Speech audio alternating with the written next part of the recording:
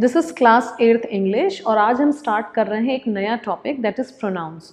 So we have already studied nouns, we have discussed about sentences, we have talked so much about the various parts of the sentences, the parts of speech, and of course adjectives also. Now today we are taking up a new topic, as you can see on the board, pronouns. So first of all, let's see where do we use pronouns. So as the definition says, a pronoun is a word which is used in place of noun. So what does it mean? It means that कि noun को जो replace करता है, अगर हम एक ही बात को repetitively कहेंगे तो वो sentence उतना appealing नहीं लगता. जैसे Ram came home, Ram gave me a book. इसको better हम कह सकते हैं कि Ram came home and he gave me a book. ये हम कह सकते हैं, या after full stop हम he लगा सकते हैं. तो ये he क्या है? This he is a pronoun. Now let's see an example. It says a new book by J.K. Rowling is now on the stands. That means it is now available in the market. Have you seen it? Now what is the pronoun in this? The pronoun is this, it. ये जो it है, this is the pronoun, and this pronoun stands for the new book by J.K. Rowling.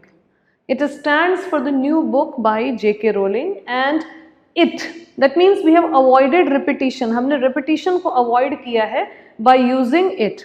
So where can we use pronoun? A pronoun can be used as a subject, object, complement in a sentence, but we cannot place an adjective before a pronoun.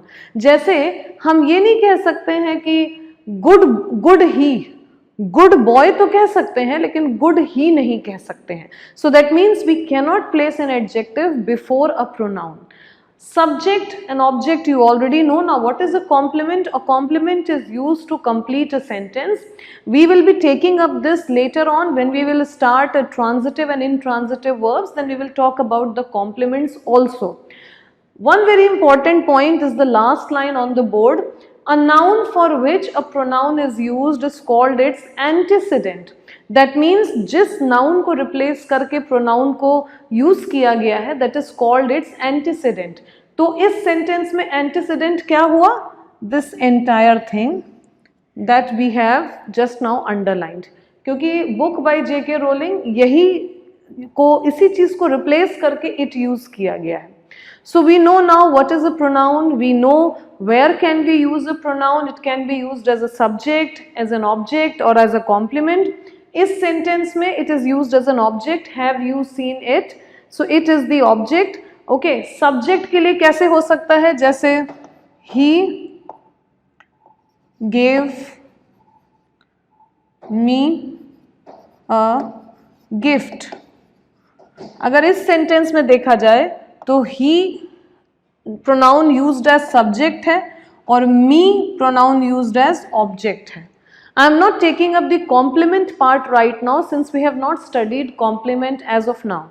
We will study complements as I told you with transitive and intransitive verbs, and then we will definitely talk about how complements can be pronouns also. So that means we have learned about the definition, we have learned about where can noun come in a sentence, and we have known about now the antecedent, कि antecedent क्या होता है.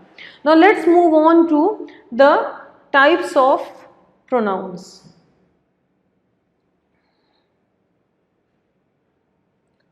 So if we talk about the types of pronouns, the first one is on your screen. Personal pronouns, that is I, we, you, he, she, it, they. Actually जो persons के बारे में बताते हैं, that is called as a personal pronoun. You see it's written, it stands for a person. It refers to a person and that is what a personal pronoun is. Personal pronoun भी तीन तरीके के होते हैं, first, second and third person. जैसे अगर हम बोल रहे हैं तो I am the first person. हम जिससे बात कर रहे हैं that is the second person, और जिसके बारे में बात कर रहे हैं that is the third person. कौन से वर्ड्स इसमें यूज होते हैं? You see, first person is the speaker like I, me, mine, we, are. Second person is the person spoken to, you, your, yours. And third person is the person spoken about, that is he, she, it, they, them, etcetera. जो third person है that is the third person about whom we are speaking. एक example से ये ज्यादा clear होगा. He told me about your achievements. तो who is telling this? अगर ये सेंटेंस पढ़ा जाए तो इसमें फर्स्ट पर्सन क्या होगा? Me is the first person. Now who is me talking to? Me is talking to you, which is now here your. So this is the second person. And who is me talking about? Talking about he, so this is the third person. So इस sentence में as you can see कि he told me about your achievements, he is the third person, me is the first person and your is the second person. एक और example इसके लिए देख सकते हैं हम लोग, जैसे कि you helped me and I defeated him. That's it. So you helped me and I defeated him. इसमें अगर हम देखें तो you है, me है, again him है. You कौन सा हुआ? You माने तुम, तो you कौन सा person हुआ? This will be the second person. How about me? This will be the first person and him, this will be the third person. So ये table बड़ा straight forward है and if you pay a little attention you will be able to remember this table. ये जो है I, me, mine, we, our, ours, ourselves, us, ये सब आता है first person में. And personal pronouns are the very basic concepts of pronouns. तो pronouns में further कुछ भी पढ़ने से पहले you should have a very clear and confident concept about this particular portion. You should be very confident about it. Personal pronouns, 3 types and we have written it on the board.